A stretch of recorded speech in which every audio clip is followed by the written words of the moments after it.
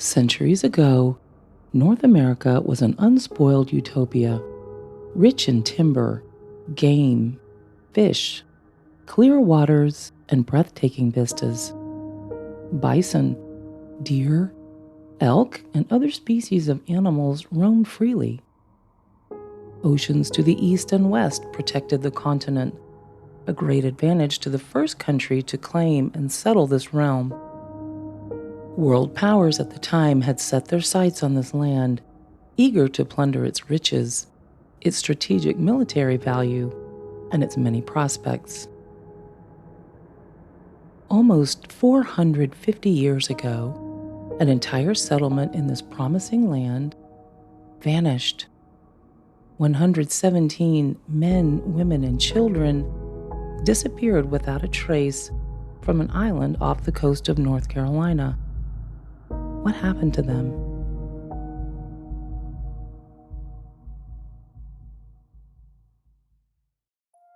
Here in the South, we love our stories. We begin in childhood, huddled around campfires, whispering of things best spoken in the dark, confiding in our small, trusting circles. Why is that, do you suppose? I have researched and investigated Southern history for more than 20 years, and I believe it has to do with this region itself. There's a lot that hangs in the ether here, and much that is buried deep in the soil. There's beauty here in the South, and shame, and courage, and make no mistake, there is evil. There's always been the element of the unexplained, the just out of reach, that we can all feel but can never quite describe. And the best place for telling tales about such things is the comfort and safety of an old front porch. So I invite you tonight to come up here with me, settle back into a chair and get comfortable. Pour yourself a drink if you like, and I'll share with you some of the tales best told in the company of friends. Tales that prove that truth really is stranger than fiction. And I'll turn on the light. You're going to want that. I'm Carole Townsend. Welcome to my front porch.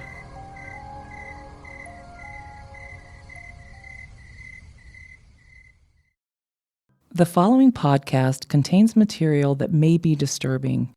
Listener discretion is advised.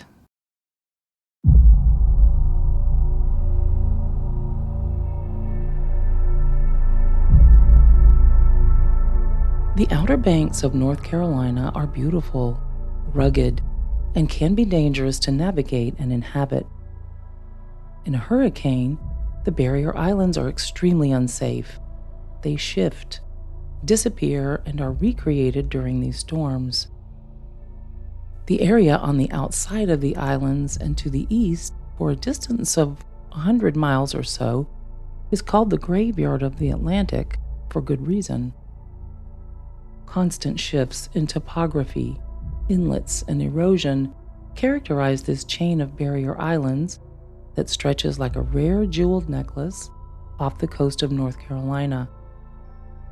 Between these islands and mainland North Carolina sits Roanoke Island, a 10-mile-long, 2.5-mile-wide stretch of land.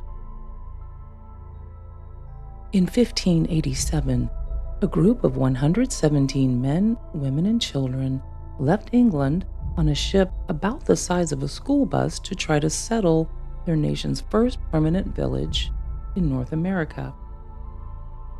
It was to be named the City of Raleigh, in honor of Sir Walter Raleigh. Incidentally, other accounts record 115 souls upon that ship, but 2 of the women were pregnant. These settlers didn't agree to sail to the New World strictly out of a desire for adventure. No, each family was promised 500 acres of land. Land acquisition in England had become nearly impossible unless one was in line for inheritance. There were other enticements as well, but the land was a delicious carrot to dangle before the colonists. This voyage was actually the third to sail to Roanoke Island under the oversight of Sir Walter Raleigh, and ultimately, of course, on the orders of Queen Elizabeth I. Raleigh was a favorite of the Queen's with his gallantry, bravery, and his dashing good looks. The Queen knighted him, and in 1584 he became a member of Parliament, receiving extensive estates in Ireland. His meteoric rise under the Queen's favor ignited jealousy and indignance with other members of Parliament, and that meant that he had enemies. Ultimately, Queen Elizabeth appointed Sir Walter Raleigh to organize an expedition to North America. It seems that she had become quite enamored with the handsome Raleigh, and rumors of a relationship that went beyond English government circulated among the ruling class. Raleigh lived at the Queen's palace, you see, and this was quite an unusual circumstance. With Queen Elizabeth's support, he became very influential at court, and he was the first to begin promoting the idea of creating permanent English colonies in North America to challenge Spanish colonial policy. But the Queen wanted to keep her favored Sir Walter Raleigh near to her, so he was forbidden to travel overseas.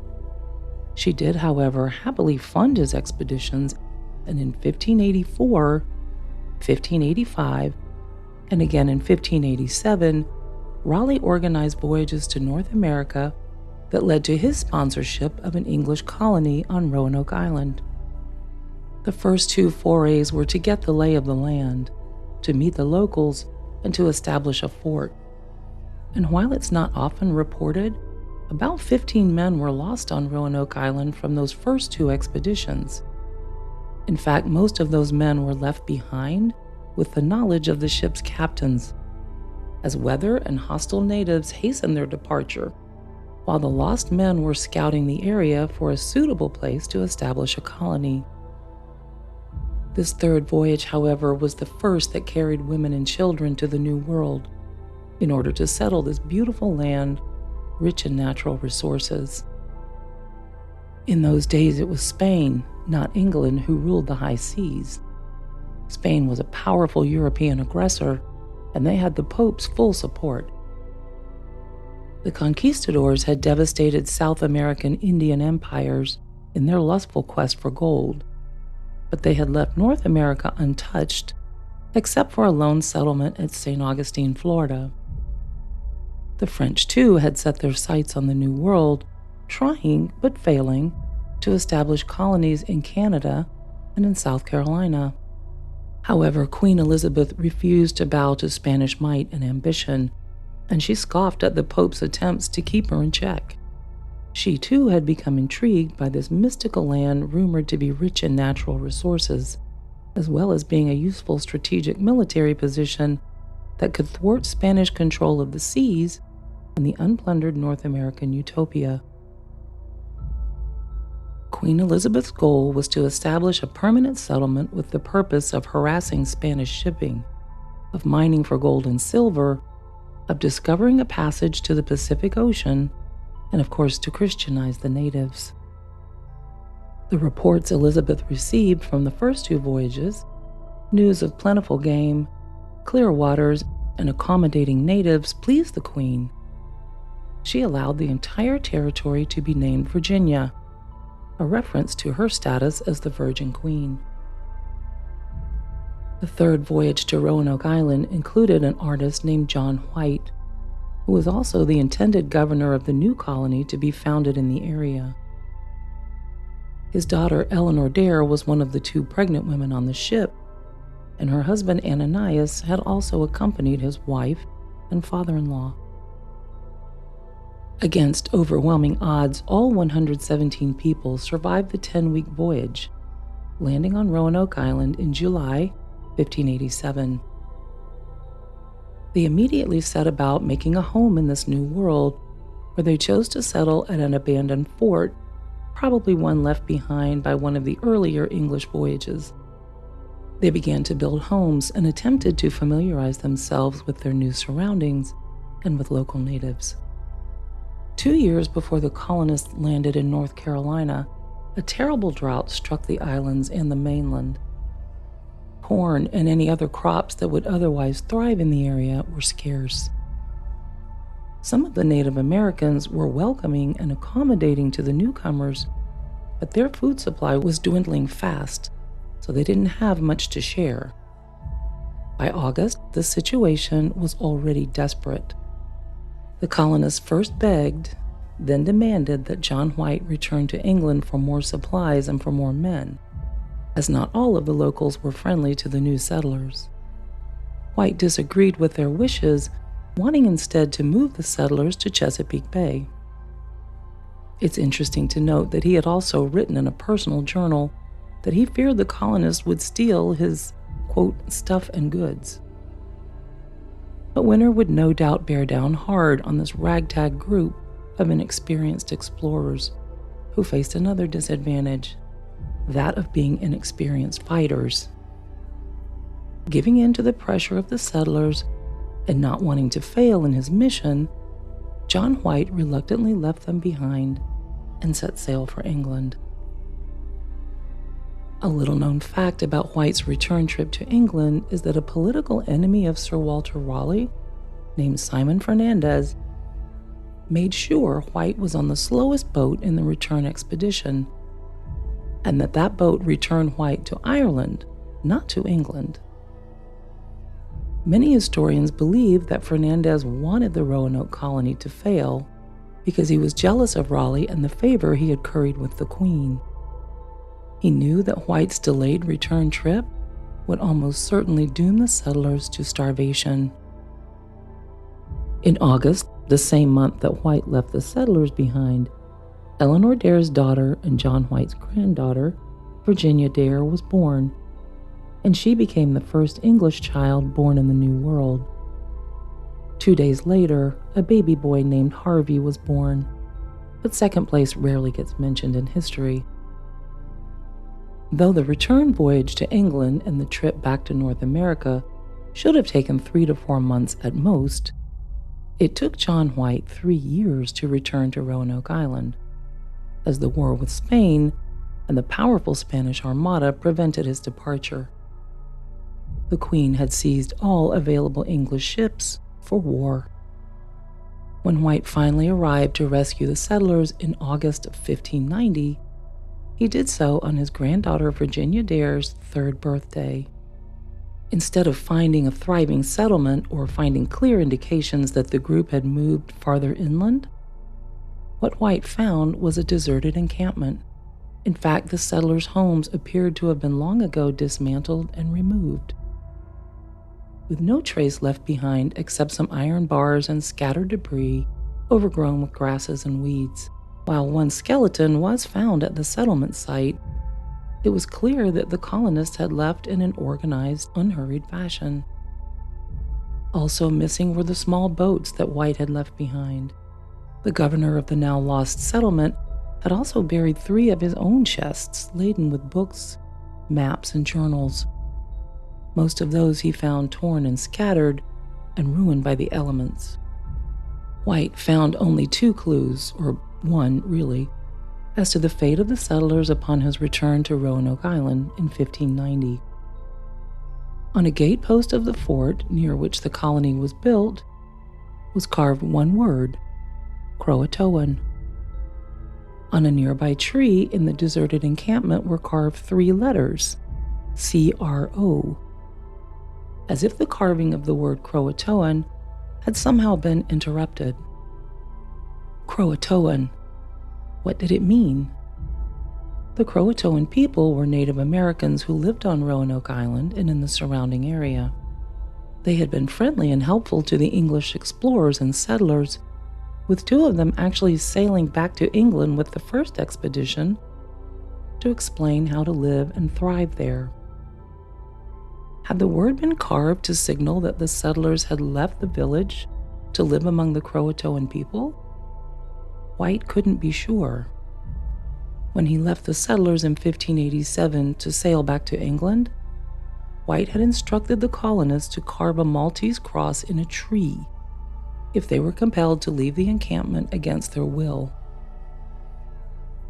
The Maltese cross is a symbol made from 4 arrowhead shapes, pointing toward the center, like 4 triangles pointing inward at right angles. It's a powerfully important image in the Catholic faith that dates back to the Knights of Malta. White had also told the group that the ultimate plan was to move 50 miles inland, and that if they did so before his return, they were to carve the name of their destination into a tree. No Maltese cross was found anywhere near the deserted settlement. No signs of battle or forced or hurried departure were evident. With the scant clues left behind, White wanted to sail with his crew to Croatoan Island to look for the colonists, but inclement weather prevented that. His men refused to stay and help him search for the missing group. So White and the crew of the rescue ship set sail for England the very next day. John White never returned to the island, and he never saw his daughter or granddaughter again.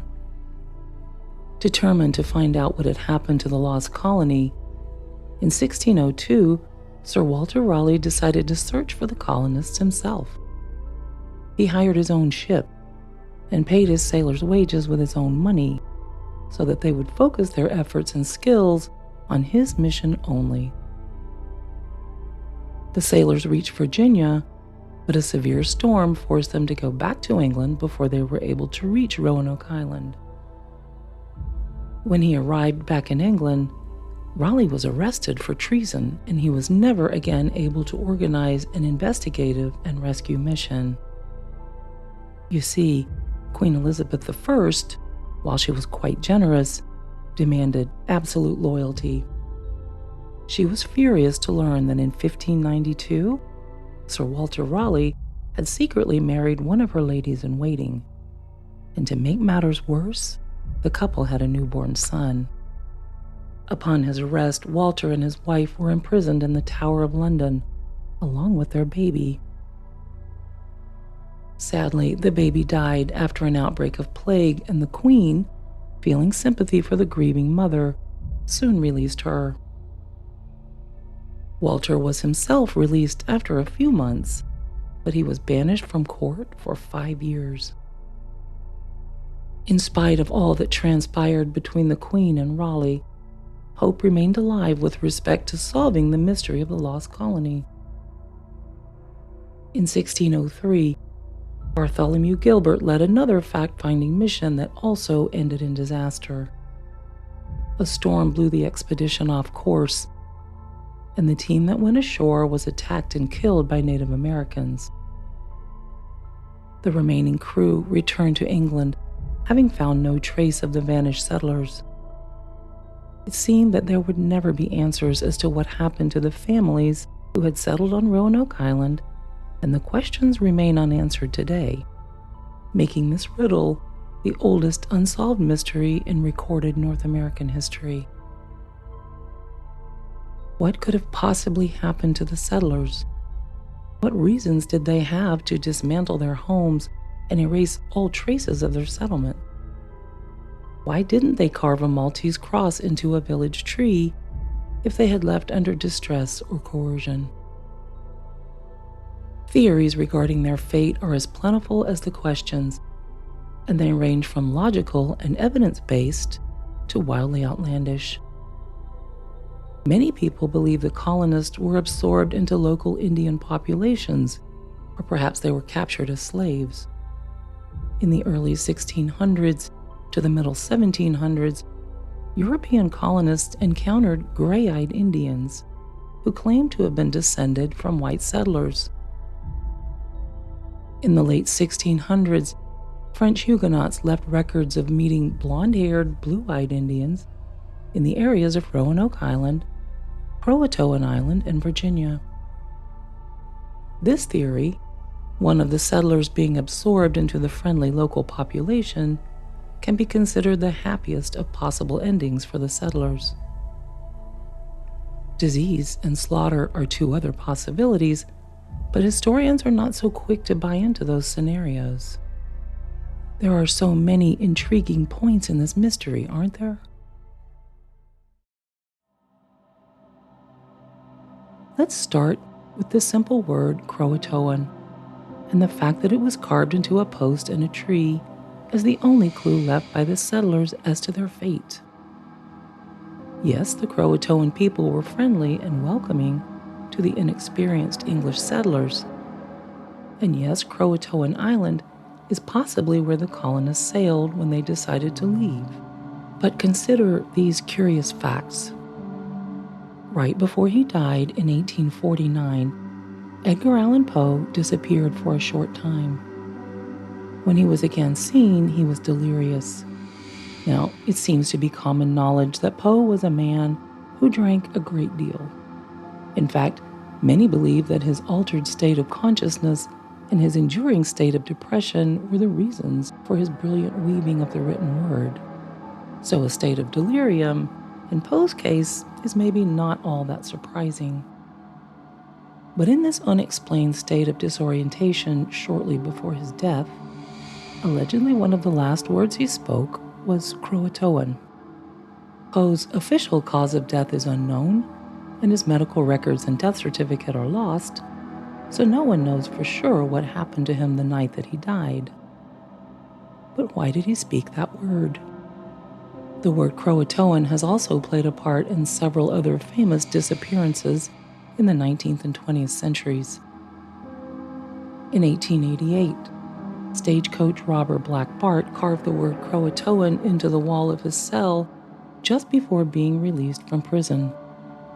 Upon his release, he was never seen or heard from again.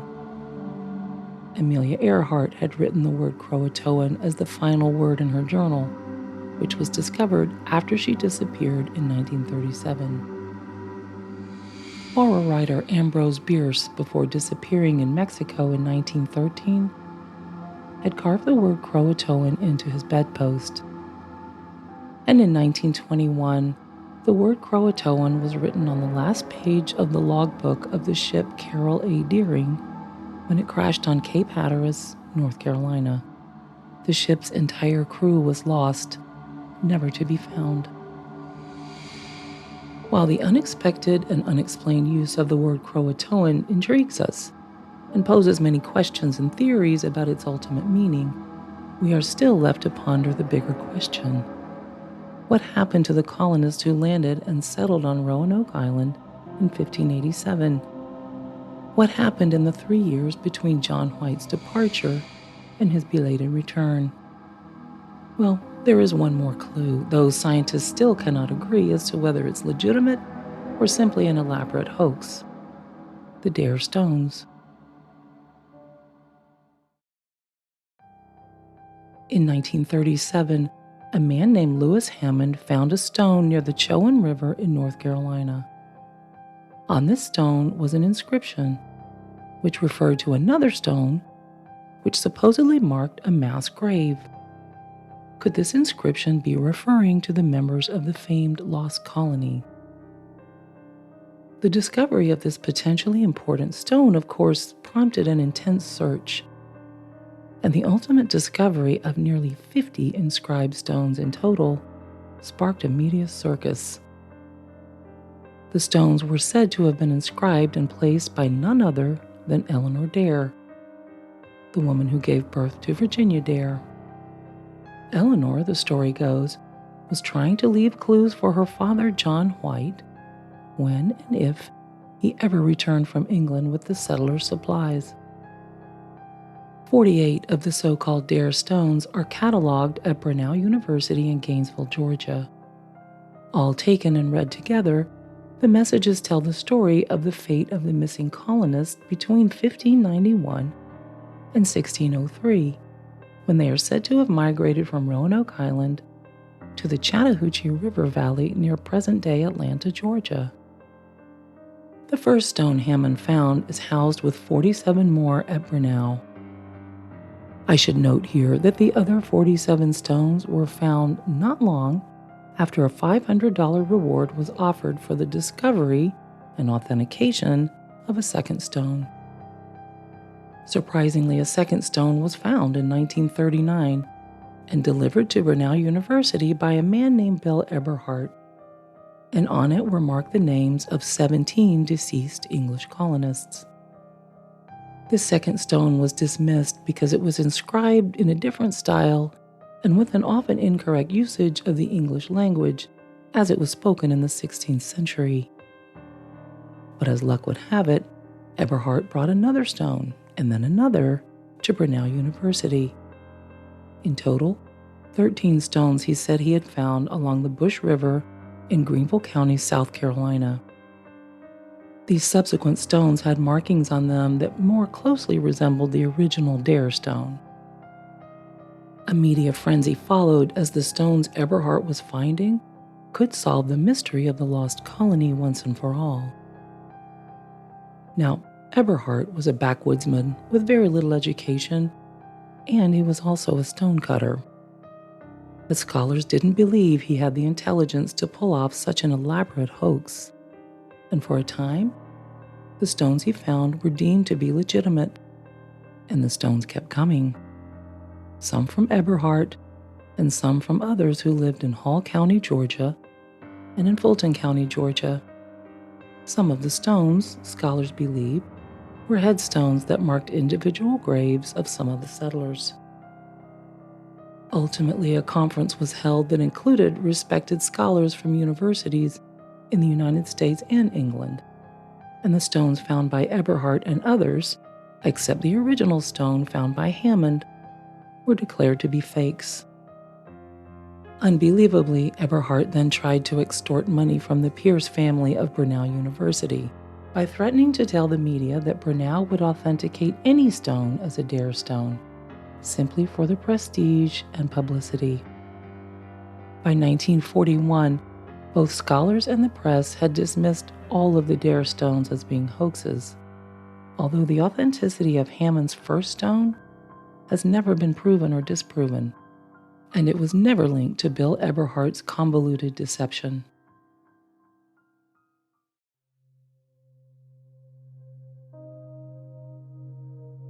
Dare stones aside, many believe that the settlers were slaughtered by hostile Native American tribes in the early 1600s.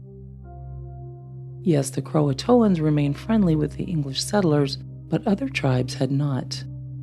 In fact, in response to English aggression and murder, other tribes had become openly hostile.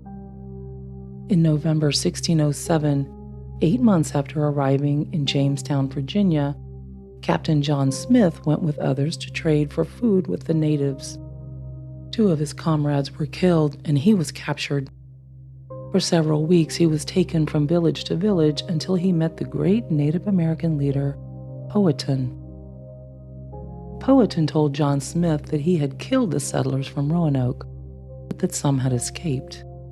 He had killed them, he said, because of a dream he had, in which tribal leaders told him that the newcomers from Europe would rise up and take the land from Powhatan's people and other tribes. Powhatan's claim of killing the English settlers has been largely ignored through the centuries, but evidence discovered relatively recently lends credence to what the tribal chief told John Smith. Others believe that disease killed the settlers, though it's more likely that influenza brought to the New World by the English actually killed many Native Americans. The general consensus among scholars is that the colonists were absorbed into one or more friendly Native American tribes, and the descendants of those early settlers still walk among us today. According to a book researched and written by Scott Dawson, titled The Lost Colony and Hatteras Island, the colonists were never really lost at all.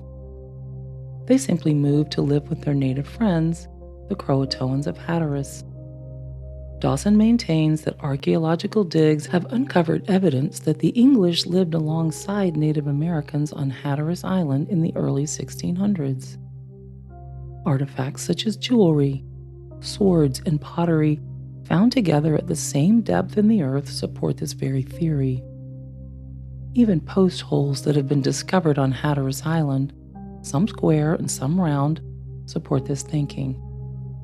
English colonists dug round post holes, while Native Americans dug square ones. Both have been found in what appears to have been a settlement on Hatteras Island where the friendly Croatoans lived. Nearly 450 years. That's how long we've been asking the question, what happened to the 117 people who sailed here in 1587? The mystery of the Lost Colony remains just that, a puzzle that is part of the fabric and lore of not just the islands off the coast of North Carolina, but of the entire country. Should anyone ever solve this mystery, leaving no doubt as to the fate of the lost colonists, then the oldest chapter in the history of English settlement in North America can be closed forever. Books have been written and stories told about the fate of the colonists, but the definitive truth remains maddeningly elusive. In fact, the Lost Colony of Roanoke can be considered the oldest cold case in America, though the New World wouldn't be named America for another 200 or so years. The shroud of secrets and the conflicting clues in historical records make the solving of this case highly unlikely.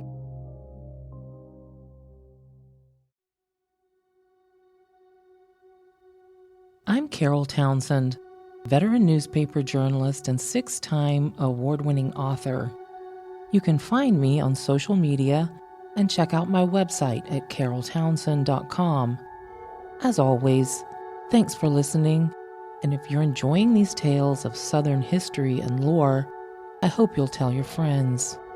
Subscribe to this podcast on Spotify, Apple Play, iHeart, and anywhere you listen.